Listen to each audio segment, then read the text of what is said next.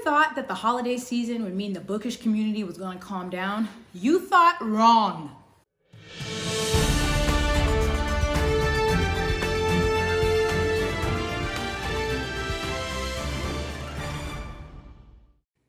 Say hello. Say hello. That's not how you say hello. Say hi. Hey, hi, hello, welcome or welcome back to my channel. My name is Jess. This is Nigel. Welcome back to another edition of Book CommuniTEA, where I keep you abreast of the goings on in the bookish community. It's like the bookish community as a whole at the beginning of October was like, all right, we're entering the last quarter of 2020. We're here to fuck shit up. Because it has been nonstop since the beginning of October. Holy cow. Before then, I wasn't doing these every week. I was doing them maybe every 2 weeks because there wasn't always something going on, but the bookish community has been on fire, hasn't it, Nigel? Since October. And it doesn't look like it's letting up anytime soon. There's so many things to go over this week, so let's get it popping. You ready? Let's start. I'm going to ask that y'all send out good vibes or prayers for Deborah Powell on the interwebs. Deborah May Powell, because she needs it, because she tried to come for Nora Roberts. And girl, it's not good. So I had some people send this to me. I can't believe someone else did this. There was it last year, the year before? It happened with Tomi Adeyemi, and someone tried it again. It's not an author this time, but I guess, so the first tweet I saw was, listen, at least you aren't the person who's arguing with Nora Roberts that you know how publishing works better than she does. So these screenshots, I guess it's like, I clicked on it, and it's like a discussion thread about one of her books, The Awakening. And the first message from Ms. Deborah says, exactly, the publisher sets the date so the publisher can change them without disturbing Nora's writing time to shorten the period of time between releases. Also note that the publisher does not consider the customer in their planning. Who should be first? The customer. So I don't know who she was responding to. I clicked on the thread, but it was so long. I was like, I just cannot. And then Deborah also said, I understand it takes time, too long, but that's another argument, to publish. Then to satisfy your readers, the customer is always right. All to the process. Have the first one done and printed, ready to ship. The second one written and in production. And while the third is still being written, released first. 6 months, released second. And by the third, should be complete and in production and can be released within 6 months as well. It is not hard. It is not hard.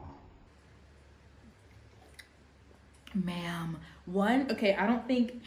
I think Nora Roberts has been writing since the day she exited the womb. I have known the name Nora Roberts since I had learned to read. I've always seen her books everywhere, from the book aisle and Piggly Wiggly, to Barnes and Noble. She said, I understand it takes time. Too long, but that's another argument. Girl, have you read Game of Thrones? You don't know what it's like to wait. Nora Roberts publishes at least 4, 5 books a year because she also writes under the name J.D. Robb. I can't. And then I guess there was more. Deborah said, please stop making comments on a blog about the publisher setting release dates according to their timeline and not considering the customer. What is wrong with suggesting that the publisher can alter a release schedule? They can, and they do many times. Assuming that just because we read Nora's books, we have no idea about anything that a publisher does is insulting. It is a business. It should consider its customer. Without the customer, there is no business. This is business 101. I'm sorry that you don't want me to state the facts. Publishers can and do publish books in less than 6 to 8 months. Fact. It does not have to affect Nora's writing time. Fact. A publisher does sit on manuscripts when it's prudent, or they are waiting for an event before they release. Fact. Publishing trilogies a year apart is simply a marketing strategy. Fact. I am reading the book for a second time. Fact. I will read it again before the next book drops. Fact. That does not mean I cannot comment on the fact that the publisher that controls the release date cannot change the release dates. If you do not want people to post facts, do not have a blog open for comments. Oh my God, Deborah really tried it. All the fact was getting me. Hey. I'm just gonna go ahead and make an assumption. We're all thinking here, yes, Deborah is a white lady. We know it. Her name really is Karen, but someone said, wait, is she telling Nora Roberts to basically write faster? And Tessa Dare replied, it's like telling Usain Bolt to run faster. Honestly, who writes faster and more books than Nora Roberts? Maybe somebody writing fan fiction, but that's it. They're not publishing them. You know what I'm saying? Someone says, sweet, merciful Jesus. Deborah is unhinged. Nora was way nicer than I would have been. Imagine telling the queen to go faster. Nora Roberts commented, she said, I have personally explained the process to you, Deborah. You are not stating facts, but opinions, but you continue to contradict me as you apparently think you know more about publishing than I do, and more than industry professionals I work with. Fact, publishing the trilogy a year apart is not a marketing strategy. I haven't finished writing the second book and won't begin to write the third until next fall. Your opinion that the publisher should wait a year or two holding a completed manuscript or two is in fact not how publishing works. You're not commenting, but contradicting and insisting against every fact given you that you're right and I'm wrong, that Laura's wrong, that everyone who disagrees with you is wrong. Once again, I ask, do you work in publishing? If so, you know that in order to publish a major release in less than 6 to 8 months means serious added cost. It's called crashing for a reason. This is not how the process is intended to work or should. You can keep insisting you're right. You know better than I do how publishing works, but that won't turn your opinion into fact. Come from Miss Nora. Drag Deborah, girl. She is like, the customer's always right, and here's her picture. Here's Deborah. Bless her heart, as we would say. So this past week on Twitter, people were doing pitch wars. The hashtag was pitmad. So basically, it is a Twitter pitch event where writers tweet a 280 character pitch for their completed, polished, unpublished manuscript. No previous published works. Agents and editors can make requests by liking and favoriting the tweeted pitch. So basically, if you already have a book, summarize it in those 280 characters and tweet it, and then there are agents out there who can, and you hashtag pitmad, and they can see them so they can like them and see if they would be interested in your story. So there's always a lot of cool ones. I saw a lot of really interesting stories that hopefully will be becoming published, but there was I really want to think that this was a joke, because it's just too bad to be real. But this person tweeted, when I was 13, I decided to be black, which was challenging as a white boy. I learned and unlearned racism through faux pas and fists. Call Me Cornbread examines the search for belonging, white privilege, and cruelty in racially fractured America. Call me cornbread. At 13, I decided to be black. Somebody tell me this was a joke. Please. That cannot be a book someone sat down and wrote. Oh my God. The first reply to that was like, this tweet is a blaring example of the white privilege you claim to examine. Please rethink this. It's awful. Sorry for this weird cut in. This is Editing Jessica. If you follow me on Twitter or Instagram, you saw that I had an issue yesterday when I was editing, so I've had to start over, and I wanted to refilm this part because I just can explain it better now that I know the whole thing instead of trying to chop up the pieces that I already have and edit them together coherently. Okay, so this starts with that person's pitch for their story, Call Me Cornbread. Then insert Andrew Schaefer, who I did not know who they were, but he is a author, and he has written Hope Never Dies, an Obama-Biden mystery, and a horror comedy called Secret Santa. Whatever, never heard of him. He is also married to a romance writer, and that will come into play. So the pitch went up on Twitter, and people were like, that ain't it. Please rethink this. So Andrew Schaefer replied to this pitch and said, if that's your story, that's your story. There's a lot of white kids who go down this path. I don't see why it isn't worth exploring. Have you seen the 1999 film White Boys? And of course, people were responding to that. And this was shared by Courtney Milan, another romance writer. And it was reply by someone else on Twitter who said, I don't see why it isn't worth exploring. Would you like a list? 1, it ain't his culture. 2, we have enough culture vultures. 3, we have enough white gaze media about racism. 4, it doesn't even sound interesting. 5, it's not your fucking place to permit it as a white dude, which is so true. And Andrew Schaefer replied, it's his story, a memoir about a white kid himself, which, can we pause? I thought it was a fictional story, but it's a memoir? Is that better or worse? Back to the tweet. Surely everyone is allowed to write their own lived story. I mentor many young writers, and I can't imagine telling someone that they're not allowed to write about the one subject they know best, themselves. To which this person replied, bro, no, just no. Are you serious right now? No. If your story causes harm, then no. And when literally everyone else is saying, yep, that's harmful, then like, what? Seriously? Mentoring kids about writing is not about saying yes to every idea they have. Jesus fucking Christ. And all Andrew Schaefer replied was, don't call me bro. And they said, okay. Love, that's all he got from what I said. So that was a mess because that's a story being pitched by a white person that's apparently a memoir of them deciding to be black, which you can't do. And then Andrew Schaefer and his white self came and co-signed that, where he has no place to co-sign that.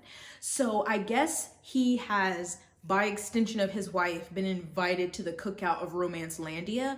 And so the 2 romance writers, Courtney Milan and another one, Melissa, were like, oh, hell no. So I saw the thread. Well, I saw the cornbread pitch separately, and then I saw Melissa's thread. And Melissa said, I have tried to let this shit go all day, but I am peak annoyed on 2 fronts now. And quite frankly, it is the end of 2020. We started this year getting folks the fuck out of Romancelandia. Let's end it the same way. Let's talk about why Andrew Schaefer's defense is racist as fuck. So then she showed the tweet where there's the pitch and Andrew Schaefer's reply. And then she talks about this year with the pandemic, George Floyd and Breonna Taylor being murdered.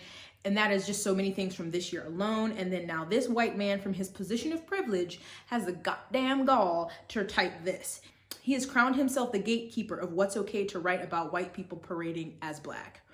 But I guess he would know, having written the Barack Obama in Some Crime Story, a very popular fictionalized book about our first and only black president. I had never heard of that. But Melissa said he has insinuated himself into Romancelandia. He's been invited to the cookout by way of his wife. Now, I'm not going to drag her, but I have feelings that she ain't snatched him up by his collar. All I'm saying is that he has been showing his ass all day, spouting very racist shit that's not even a dog whistle. He's an honorary member of Romancelandia. Escort him the fuck out. So, yeah, it's just like, it's not your place to say, yes, that's okay for you to write this story about deciding to be black. But he definitely took that position on Twitter, saying like, oh, well, I can say that because, you know, I'm a white man and it's his story. So then Andrew emailed Melissa and she said, mind you, I had him blocked before that thread. Don't do this. Don't be this guy. This is gross. Ew. So I guess it was in her spam folder.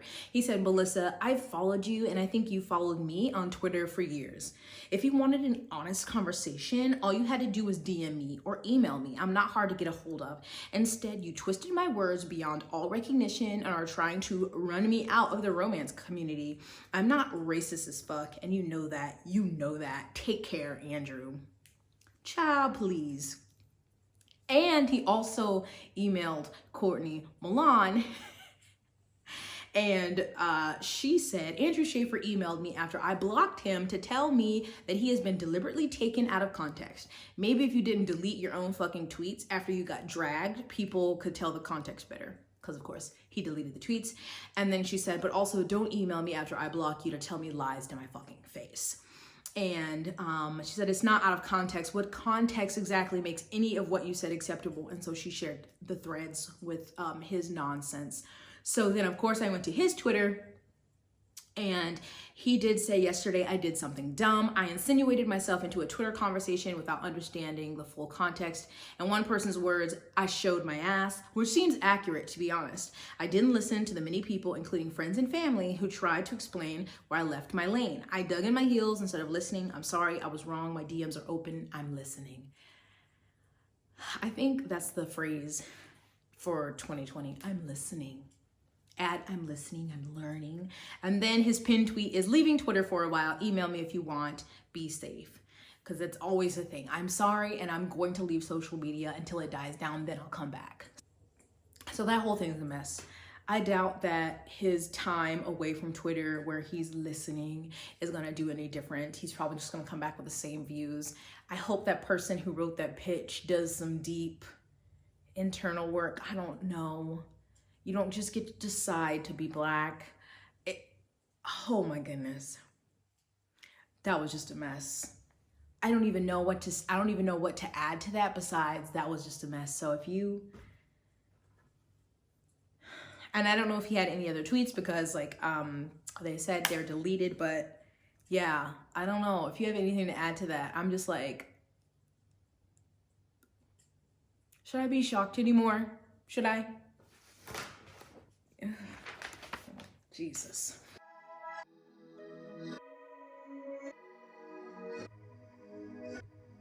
What's wrong? What's the matter?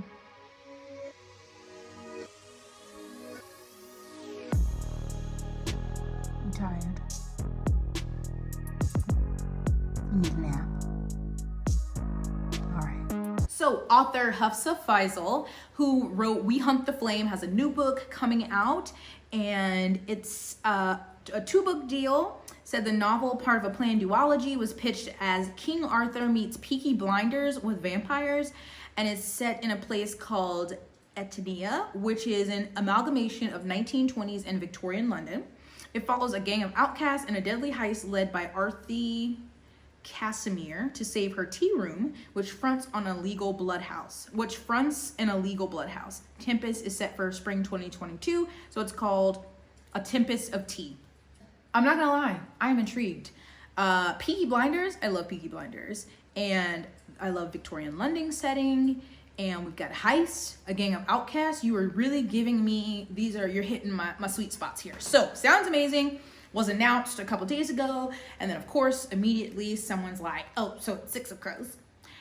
All right. So I originally only saw responses, but I guess this is the tweet.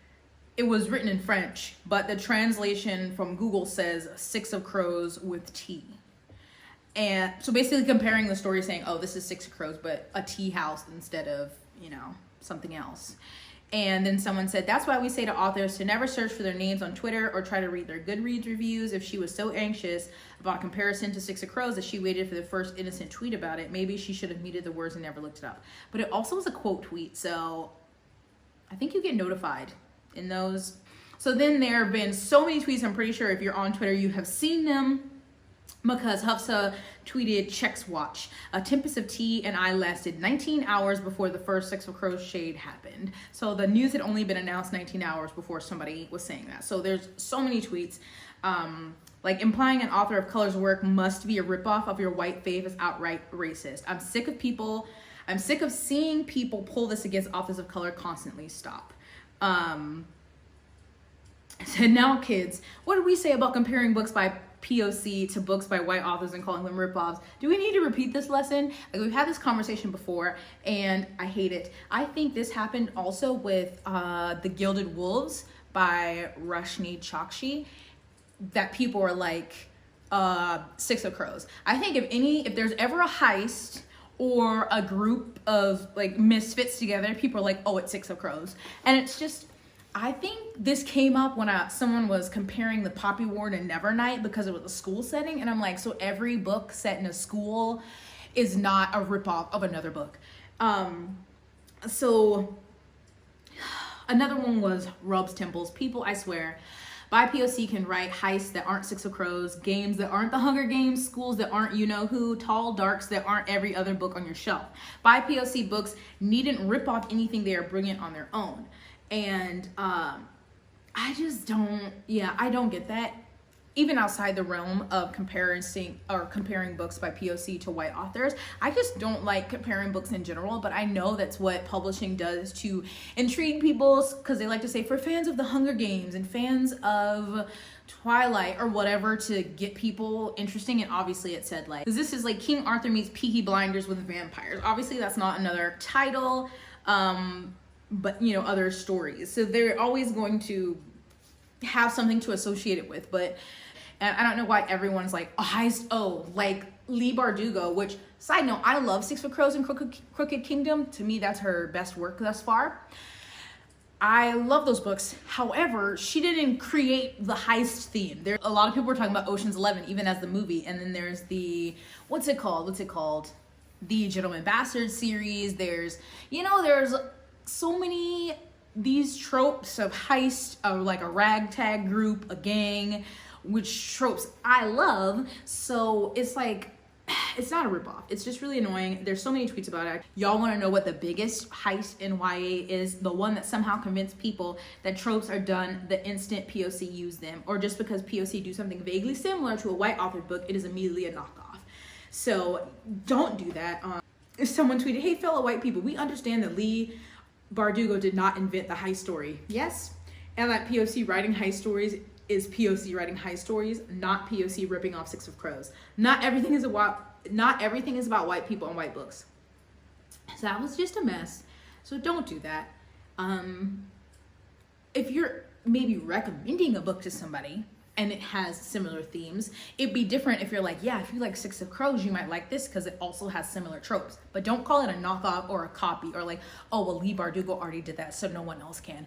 Because if that was there's about so many tropes, you know, and it's really about how the author takes it and plays with it. If that was the case, that you could only do it one time, then we would not have so many books. You know how many Chosen One books, Quest, books with found family, heists, with gangs, with retellings, just all these things. And yeah, not all of them are great, but everybody should get a chance to do that, especially POC who haven't had a chance. These stories have been done tens of hundreds of times by white authors, so now it's getting some extra seasoning and some flavor, so it's probably gonna be even better.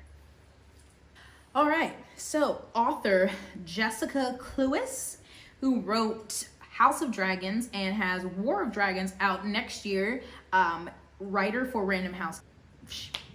She went wild the other day on Twitter. So I learned about something new. There's a group of educators who created a hashtag disrupt text. Great editing, sweatshirt back. So Disrupt Text is actually an organization, not just the hashtag. And so I'm just at the website, and it says Disrupt Text is a crowdsourced grassroots effort by teachers for teachers to challenge the traditional canon in order to create a more inclusive, representative, and equitable language arts curriculum that our students deserve. It is part of our mission to aid and develop teachers committed to anti-racist, anti-bias teaching pedagogy and practices. So every week on Twitter, they use the hashtag to engage in a chat in Twitter with teachers across the country and the world, and to apply a critical lens on essential text. We'll discuss how to disrupt traditional pedagogies by suggesting alternative titles and approaches through thoughtful pairings, counter narratives, and inclusive, diverse text sets. And so the chat and the website are facilitated by Trisha Ibarvia, Lorena German, Dr. Kim Parker, and Julia Torres. And so that happens every week on Twitter. And so, for example, this week they were talking about classics in general, and just how they were written before a certain time, and so how the country was, the ideologies the people held during that time are going to be reflective in the text. So maybe let's look at interpreting modern classics that have more updated views. And apparently Miss Jessica did not like this, and so she went on her Twitter rampage, which Jessica from yesterday is going to tell you about, or last week. One of the educators in that group tweeted about classics, and her name is Lorena, and she tweeted, "Did y'all know that many of the classics were written before the 50s? Think of US society before then and the values that shaped this nation afterwards. That is what is in those books. That is why we got to switch it up. It ain't just about being old. And so I guess Jessica saw that and it just sent her on a tirade because she started in with her quote tweets. And then, so she said, if you think Hawthorne was on the side of the judgmental Puritans and the Scarlet Letter, then you are an absolute idiot and should not have the title of educator in your Twitter bio. This anti-intellectual, anti-curiosity bullshit is poison, and I will stand here and scream that it is sheer goddamn evil until my hair falls out. I do not care. If you think Upton Sinclair was on the side of the meatpacking industry, then you are a fool and should sit down and feel bad about yourself. Ah, yes, that embodiment of brutal subjugation and toxic masculinity, Walden. Sit and spin on attack. Remember how Louisa May Alcott wrote Little Women to uphold the patriarchy? If you do, stop taking drugs, you hack. John Steinbeck, writing with sneering disgust about agricultural laborers in The Grapes of Wrath and of Mice and Men, is what I would say if I were a so-called educator who was in fact a charlatan. Remember the horrible lessons learned from The Wizard of Oz and its total dearth of interesting female characters? Then be honest, you haven't read it, you tool of idiocracy. Ah yes, remember Their Eyes Were Watching God and other literature of the extraordinary Harlem Renaissance? I guess not, dick. I guess The Awakening, Kate Chopin's early feminist work about the conflict a woman feels as she's trying to step outside of society's stifling expectations, was just something I made up one day while watching The Good Place. A tree grows in Brooklyn? I'm sorry, officer. It turns out I don't know how to read. Here's my license. Let me step in and say a few things here. Of course, new classics are important. They are essential even to grow the canon and expand its horizons. I have spoken about this and it's important multiple times. My concern, rather, is broad, flat messaging. In order to create a new canon, we need to understand the old one. We have to study its lessons and virtues just as much as we have to address where it failed or even got this spectacularly wrong. My concern is both saying we have to get rid of the old wholesale and also implying that anything published pre a certain date was a proponent for the establishment, the man, so to speak. As I said, there are too many great American authors who would be lost in that line of thinking, such as Louisa May Alcott, James Baldwin, Henry David Thoreau, and so on.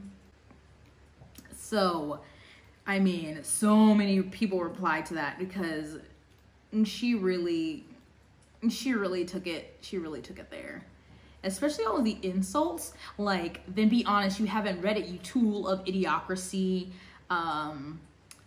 If I were an educator who was in fact a charlatan, I guess it's like a dick. Sit and spit on attack, stop taking drugs, you hack. So many people are like, Jess, delete this. I tell you to listen and learn, but if you haven't by now, you need to just delete and I don't know, go do something else, I guess. Many classics are extremely racist and ableist and therefore extremely triggering. Also, I think I'd like to see positive portrayals of people like me in literature, which is why modern classics are important. This thread is very reductive and quite frankly disturbing. Very. Someone said, what in the world are you doing here? The idea that because some classic books have radical for the time leanings does not mean at all that they don't also have racist, sexist, and other issues, or that they were made canon by white people with an extremely limited view of the world. It is a freaking mess. There are so many replies that you can read, obviously, and her agent, who is Brooks Sherman, also the same agent for Angie Thomas, released a statement on December 2nd. So it said, I thank everyone who took it upon themselves to bring the recent tweets of my client, Jessica Cluess, to my attention. I also apologize for taking so long to publicly respond, but I felt obligated to speak directly with my client and then gather my thoughts before making any sort of public statement. Let me be clear, Jessica's behavior yesterday, in which she made a series of condescending and personal attacks on a Dominican American woman educator, was deeply problematic and inexcusable. It is yet another example of the white privilege and systematic power imbalance that pervades the publishing industry in this country. I care very much for Jessica, and I also hold her accountable for her actions. I realize that my silence up to now may have given the impression that I am indifferent to what took place yesterday, or even that I am complicit. I promise this, I am listening. I am working to elevate the voices of those who have been historically marginalized in our industry, and I am committed to engaging in the hard conversations needed to move us all forward together.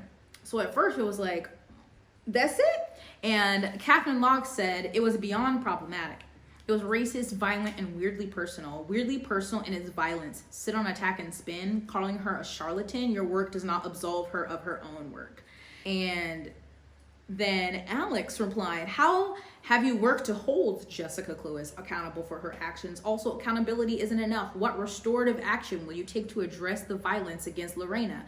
How can you prevent this from happening again? Take note, Random House kids. So it was like, it was sounding like one of those blanket statements where I'm listening, I'm learning, and I'm not going to do anything. But then 2 days later, on December 4th, he tweeted, I hold myself to certain personal and professional standards for the values I support.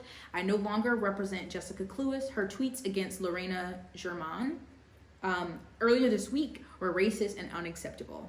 So he is no longer representing her. So I'm glad that he did that and made that decision, because at first it was like, how are you going to be representing an author who writes about supporting Black lives and the Black Lives Matter movement and then representing her? So he doesn't represent her anymore, which is good. She also put out a statement, of course, and let's read it together. So then she tweeted on December 1st, so this is before Brooks even said anything. She said, this is an apology for Lorena, Germain, and all who follow me, including my readers, educators, and my publisher.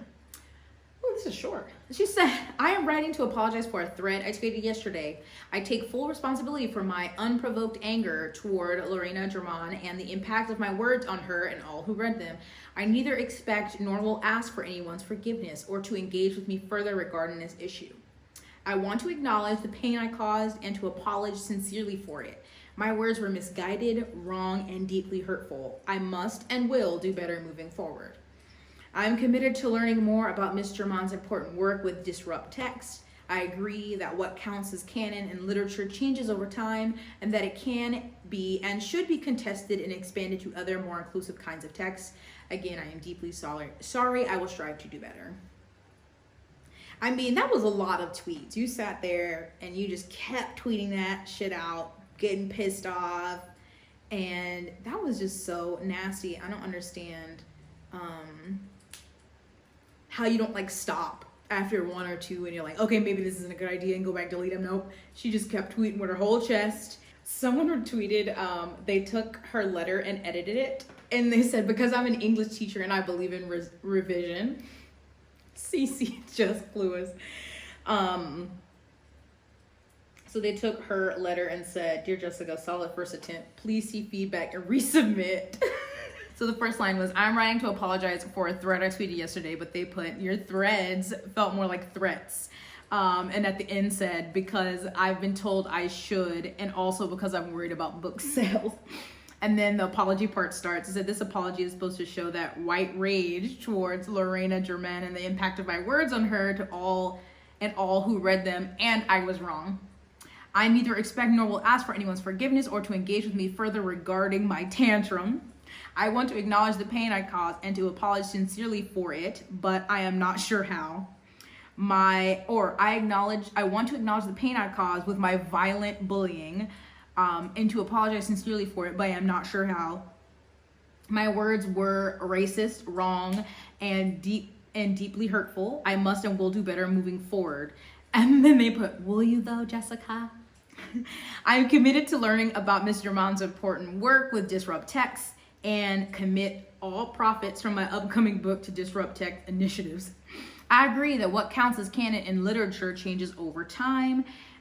We must continue expanding it to include other more inclusive kinds of texts. Again, I am deeply sorry.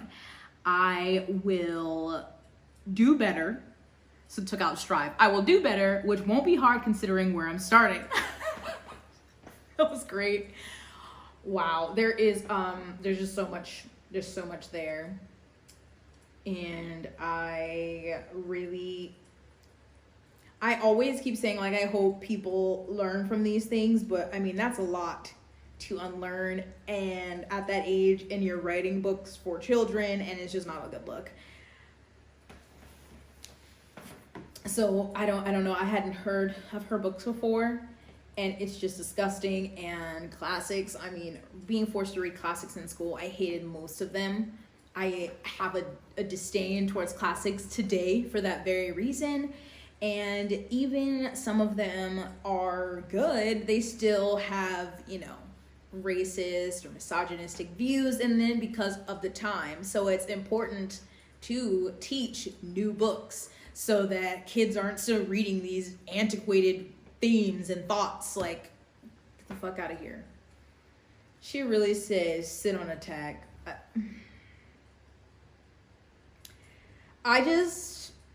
I don't believe the apology, because it really was one of those things, like, I had to put it out, and because it wasn't one tweet. She went on a tirade. That was like so many tweets that you just kept sitting there and hitting tweet, and then you did another one, and then you did another one, and you did another one. Like, how in none of that time did you stop? Not after the third one, the fourth one, the sixth one. And said that you were to die on that hill. You were going to scream it until the end of your days. But now you're like, oh, I'm sorry. And strive to do better. No, you just need to do better. There's no strive. Just do better. So I don't even know what to say to hope for her. I think what Disrupt Text is doing is very important. And all schools need to be on the same line. But the Jess thing just... I'm tired, Lord. I'm tired of these people acting a fool. So, holy crap. So much going on. I'm hungry. I need to eat.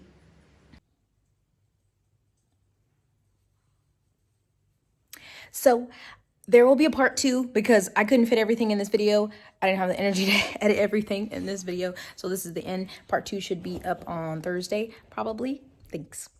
And so if I missed anything, misinterpreted anything, you want to add anything to any of these things that happened this week, as always, leave it down in the comments below. I love doing these videos, like I said before, because I learn new things, you learn new things, we get to discuss in the comments. If you're wearing your mask, washing your mask, stay hydrated, put on some lip gloss, some chapstick, moisturize, sunscreen, stay home, please. Stay home. I can't believe I finally got my dream of living in Europe and I can't even go anywhere. Like, why? But I hope you take care of yourselves. Give this video a thumbs up and subscribe if you haven't already. But I'll see you in my next one. Bye.